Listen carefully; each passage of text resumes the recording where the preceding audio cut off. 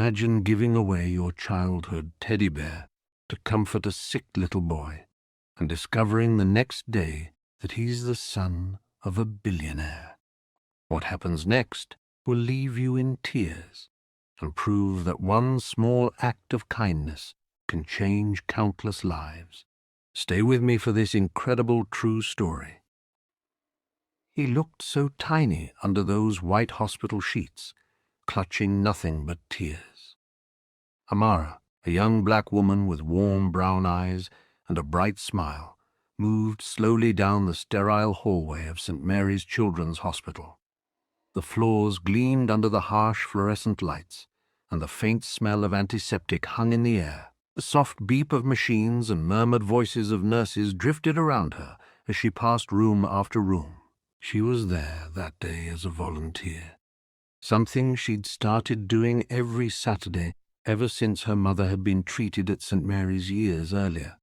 To Amara, this place was both a reminder of pain and a beacon of hope, a place where miracles sometimes happened and where children needed all the comfort they could get. Usually, Amara came loaded with toys, colorful cars, puzzles, bright picture books. She'd loved seeing the way a child's eyes would light up when she handed them a little piece of joy. But today, she carried only one thing, a small, soft teddy bear named Benny. Benny wasn't new. His fur was a bit worn down from years of gentle hugs, and his button eyes were slightly scratched, giving him a look of wise, gentle understanding. Benny had been Amara's own comfort during hard times, a silent friend who soaked up tears and kept nightmares away. His face was pale, almost ghostly under the bright hospital lights. His cheeks were blotchy from crying, and dark circles shadowed his big brown eyes. His tiny shoulders shook as he wept, and his thin arms were wrapped around himself like he was trying to hold himself together. He lay under crisp white sheets that looked far too big for his small frame. Wires and tubes snaked from machines to his fragile body, blinking and beeping steadily, filling the room with cold, mechanical sounds. Amara felt something twist sharply in her chest. She knew that look of fear and loneliness. She remembered lying beside her mother's hospital bed years ago, feeling just as helpless and small. She glanced around. No parents or nurses were near. It was just the boy and his quiet sobs echoing in the sterile silence. His lower lip trembled as he tried to speak. My tummy hurts," he whispered. His voice was hoarse and barely audible. And I'm scared." Amara's heart squeezed painfully. She reached into her tote bag and pulled out Benny, the teddy bear. Carefully, she held him out toward the boy. "This is Benny," she said. "He's a very special bear. He's been with me through some pretty tough times. He's super brave, and he's really good at keeping bad dreams and scary thoughts away. Would you like him to keep you company for a little while?" At first, the boy didn't move. His wide eyes flicked from Benny's round button eyes back to Amara's face, searching for some sign that he could trust her. Then, slowly, he reached out one small, trembling hand. His fingers closed around Benny's soft fur. The moment the bear touched his chest, he hugged it tight, burying his face in its fuzzy belly. "Thank you," he murmured into the bear, his voice muffled. A few moments later, his sobs began to quiet. His tense shoulders relaxed, and a tiny, fragile smile tugged at the corners of his lips. Amara felt tears prick her own eyes. She reached out and gently brushed a strand of hair from the boy's forehead. "You're very welcome," she said softly. "Benny loves brave kids, and I think you might be the bravest of them all." She stayed beside his bed for a few more minutes, humming a gentle tune, watching as his eyelids fluttered heavier and heavier, until finally he drifted off into a peaceful sleep. Amara stood and tiptoed out of the room, casting one last look over her shoulder. The boy lay sleeping, Benny tucked safely under his chin, as if he'd always belonged there. Little did Amara know that small act of kindness was about to change her life forever. "Hey, sweetie," Amara said softly, crouching by the boy's bed. Her voice was barely above a whisper, gentle and careful, like someone trying not to disturb a fragile butterfly perched on a flower. She leaned in a little closer so the boy could see her face. Hearing those words, Amara felt something tighten deep in her chest, as though invisible strings were pulling on her heart. She could almost feel his fear, thick and heavy in the sterile air of the room. She remembered how, as a child, she too had lain in hospital beds, terrified of needles, surgeries, and the thought of bad news. She knew how lonely a hospital could feel. Amara forced a gentle smile, willing it to reach her eyes so the boy would feel comfort rather than pity. Slowly, she reached into her tote bag and pulled out Benny, the teddy bear. Benny was a little worn and frayed around the edges, his fur slightly faded from years of hugs and secrets whispered into his tiny ears. But to Amara, he was priceless. A friend who had been with her through thunderstorms, heartbreak, and sleepless nights filled with worry. She knew trust couldn't be rushed, especially in a place that smelled like antiseptic and echoed with the sounds of sickness. His shoulders relaxed. His breathing grew steadier. He pressed his cheek into Benny's soft fur, finding comfort in the gentle texture.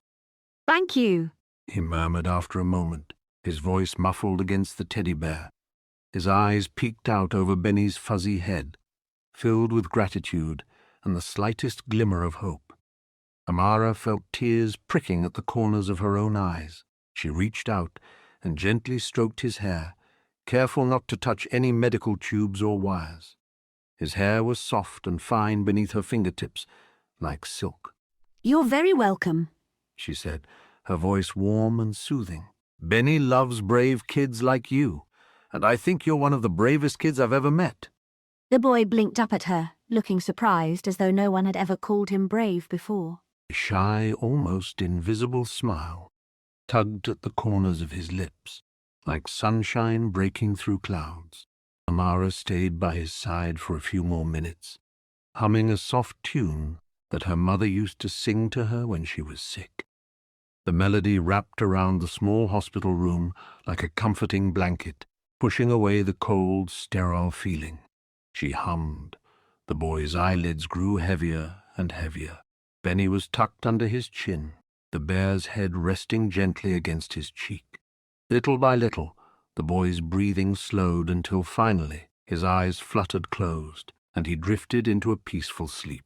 Amara stayed perfectly still for a few moments longer, watching his chest rise and fall under the white sheets. She felt a swell of emotion inside her, sadness for his pain, but also hope, because sometimes, even in the darkest places, a small act of kindness could light up a child's world. Finally, she stood up slowly and tiptoed toward the door. Before slipping out, she cast one last look over her shoulder. Even the security guards at the entrance, who typically stood around chatting or scrolling through their phones, now stood straighter, alert and professional, their expressions sharp. Amara paused at the volunteer desk, holding her bag of toys and puzzles, but no one seemed to notice her. She furrowed her brow. What was going on? As she moved through the hallway, she overheard bits and pieces of hurried conversations. "He's actually here right now. Security cleared the upper lot. I saw his jet land this morning." Finally, unable to contain her curiosity any longer, Amara caught the arm of one of the nurses she knew. Jenny, a kind woman with a clipboard always tucked under one arm. "Jenny, what's happening today? Everyone's acting like the president is visiting." Jenny leaned in, lowering her voice like she was sharing a secret. "You didn't hear," she whispered. "The boy in room 304, he's Ethan Calloway." "As in the Ethan Calloway. He's the only son of Richard Calloway, the tech billionaire." Amara blinked. "Wait, what?" Jenny nodded seriously. Yep, Richard Calloway, the guy who owns Calloway Systems, the skyscrapers downtown, and basically the entire tech park. He's here, right now, and he's been asking for you. Amara's stomach dropped. For me? Her mind instantly flashed back to the day before. The little boy in the bed, Ethan, fragile and afraid, alone and crying. She'd walked into his room with nothing more than compassion and a teddy bear named Benny. Had she broken hospital protocol? Was she about to be reprimanded for stepping into the room without permission? Before she could spiral any further, the crowd in the hallway seemed to part like the Red Sea. A tall man in a perfectly tailored navy suit walked toward her. His salt and pepper hair was neatly styled, his steps were confident, and his presence radiated quiet authority. It was the kind of aura that made people step aside without needing to be asked. Amara's heart raced. She recognized him immediately. Richard Calloway. She had seen him on magazine covers, in tech conferences on YouTube, and once on the news when he donated millions to children's research. Seeing him in person was surreal. He looked more human than the images ever suggested, but also more intense. He stopped just in front of her. "Are you Amara?" he asked, his voice deep and steady, but there was an undertone of something else. Something fragile, like a man trying hard to keep control over a heart that had been through too much. "Yes, I am," she said quietly, her throat dry. Richard inhaled deeply, and for a moment the tech mogul's mask slipped. He didn't look like a billionaire then. He looked like a father, tired, worried, and desperate. "My son Ethan," he began slowly, his voice cracking slightly on his name. "He hasn't smiled in weeks. He's been in and out of hospitals. He's had specialists, treatments, all the latest technology. But nothing brought him peace." He paused and reached into his jacket pocket, pulling out a small photo, one taken that very morning. It showed Ethan clutching Benny, the teddy bear, smiling while sitting up in bed. It wasn't a big smile, just the faint curl of his lips, but it was enough to break Amara's heart. "He wouldn't let go of that teddy bear," Richard continued. "He told me a kind lady gave it to him, that she told him he was brave, that the bear would protect him from bad dreams." Amara bit her lip, tears starting to prick at the corners of her eyes. Richard's voice wavered again. "I just want to thank you. You gave my boy something that money couldn't. You gave him hope. For the first time in months, I saw him sleep without nightmares." Amara blinked quickly, trying to keep her tears from falling. "I didn't do anything special," she said softly. I saw a scared little boy, and I thought maybe Benny could help." Richard looked at her like she was the only person in the world in that moment. Sometimes it's the simplest acts of kindness that change everything. Amara's heart was pounding. She had come to the hospital to offer comfort to children. She never expected that one of those children would be the son of a man who could buy entire cities, and she never imagined that a single teddy bear would lead to something so life-changing. Her throat felt tight, as though all the air had been sucked from the room. She could barely comprehend that this man, the Richard Calloway, was thanking her for something as small as giving a little boy a teddy bear. Then Richard slipped his hand inside the inner pocket of his expensive suit jacket. For a moment, Amara thought he might pull out a business card or maybe a donation form for the hospital. Instead, he produced a slim, cream-colored envelope embossed with a gold crest. He held it out toward her. "This is for you," he said quietly. Amara instinctively took a step back, shaking her head. Her hands went up defensively, as if warding off something she wasn't ready to accept. "Please, I didn't do it for money," she said, her voice trembling. A small chuckle escaped Richard's lips, though it was gentle and kind. "It's not just money," he assured her. He nudged the envelope closer, encouraging her to take it. "Please, open it." Amara hesitated, her fingers hovering over the envelope as if it might burst into flames at her touch. But Richard's patient, expectant gaze finally persuaded her. She reached out slowly and accepted it, feeling the smooth paper between her trembling fingers. With careful precision, she lifted the flap and slid out a folded letter printed on elegant stationery. Her eyes scanned the words, and as they did, her vision blurred with sudden hot tears. The letter was from the Richard Calloway Foundation, offering her a full scholarship to attend nursing school, her lifelong dream that had always seemed just out of reach.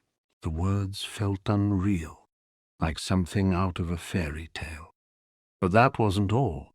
Beneath the letter was a crisp check, the ink still fresh, bearing her name.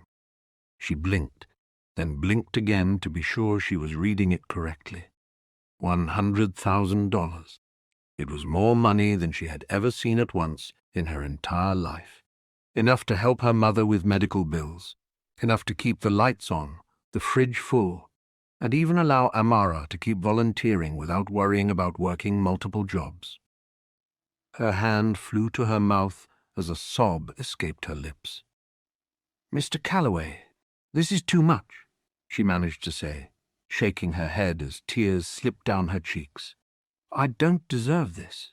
"No," Richard said firmly, his eyes locked on hers, radiating sincerity. "It's exactly right." "You deserve it, Amara."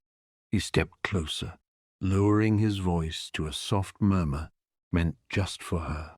"All the money in the world couldn't buy my son a moment of peace, but you gave him that for free.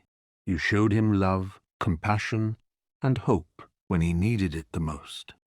That's worth far more than money. And I want you to have the chance to follow your own dreams, too." Amara felt like her knees might give out. She thought of all the nights she'd stayed awake, lying in her small bedroom, staring at the ceiling while silent prayers spilled from her lips. She thought of the times she'd scrolled through nursing school websites, closing them quickly because she knew she could never afford the tuition. Now, standing in the hospital hallway with the letter and the check in her trembling hands, it felt like all those prayers were finally being answered. Before she could find more words, a small voice piped up from nearby. "Daddy, there she is!" Amara turned sharply. Ethan stood in the doorway, his hospital gown billowing slightly around his skinny frame. His cheeks were still pale, but his eyes shone with new light. Benny, the teddy bear, was clutched tight in his arms, his little hands gripping the soft fur as though he'd never let go. Ethan grinned, a true bright grin that seemed to light up his entire face. "Thank you for my bear," he said shyly, his voice soft but filled with genuine gratitude. Amara dropped to her knees, setting the envelope gently aside. She opened her arms wide. "Come here, brave boy," she whispered. Ethan ran into her embrace, burying his face into her shoulder. She held him tight, feeling his small heart beating rapidly against hers. "You keep being brave, okay?" she said, her voice thick with emotion as she blinked back more tears. Ethan nodded into her neck. "I will. Benny makes me brave." And in that moment, surrounded by hospital walls and the hum of machines, Amara realized that sometimes the smallest gestures could change the course of many lives, including her own. Months passed, and Amara's life began to look very different. She was now a full-time nursing student, something she had once only dreamed about. With a scholarship from the Richard Calloway Foundation, her days were filled with classes, studying, and long nights reviewing notes on pediatric care, anatomy, and emergency response. She was tired, yes, but more alive than she had ever been. Her textbooks were often marked with sticky notes, coffee stains, and highlighter marks in all colors. But whenever things got overwhelming, Amara would look at a small photo she kept tucked inside her notebook, a picture of Ethan holding Benny the teddy bear, both of them smiling like the world had finally made sense again. And whenever she had the time, on weekends, During semester breaks, or even between exams, she'd return to St. Mary's Children's Hospital. Not because she had to. She would walk the familiar hallways, now greeted by nurses and staff with wide smiles. Children would run up to her, recognizing her as the teddy bear lady. Some of them asked if she had any bears with her that day, while others just wanted to hold her hand or sit beside her for a story. Her story, the one that had begun with nothing more than compassion and an old teddy bear, had touched the hearts of millions. It had started as a quiet post on the hospital's community page, a short article with a photo of Amara, Ethan, and Benny. But within days, it was shared on national news. Headlines read, "Stranger's Gift to Sick Boy Sparks, National Movement." The teddy bear that changed a life and then the world. Soon after, news anchors were telling Amara's story during evening broadcasts. Podcasts, blogs, and influencers picked it up. People from all over the country began donating teddy bears to hospitals. Some wrote little notes and attached them to the bears. For someone brave, with love from California, or inspired by Amara and Benny. Hospitals reported receiving hundreds, even thousands of bears. Volunteers organized drives called Bears of Hope and Benny's Friends. Some schools even launched kindness clubs in honor of the story, where children learned how small gestures could create massive waves of good. In many ways, Amara had become a quiet symbol of compassion, but she never let it go to her head. She often sat at her desk late at night, staring out the window at the stars, wondering how everything had unfolded so fast. In her heart, she still remembered exactly how it began, with a scared little boy in a hospital room and a teddy bear that once comforted her through her darkest days. "I didn't plan any of this," she would tell people, honestly. She simply followed the pull in her heart. One afternoon, she was invited to speak at a nursing seminar at a local college. "Kindness," she said, her voice steady and clear, has a way of finding its way back to you, sometimes in the most surprising ways. You never know what someone is going through. You never know what a small gesture can mean. You don't need to be rich or powerful to change a life. Sometimes all it takes is love, and maybe a teddy bear. The room was silent for a moment. Then a quiet ripple of applause grew into a standing ovation. Meanwhile, back at St. Mary's, room 304 had changed too. Ethan was no longer the fragile, tearful boy Amara had once found. He was stronger now, growing healthier every day. The color had returned to his cheeks, and he had a new sparkle in his eyes. But Benny, the teddy bear, remained.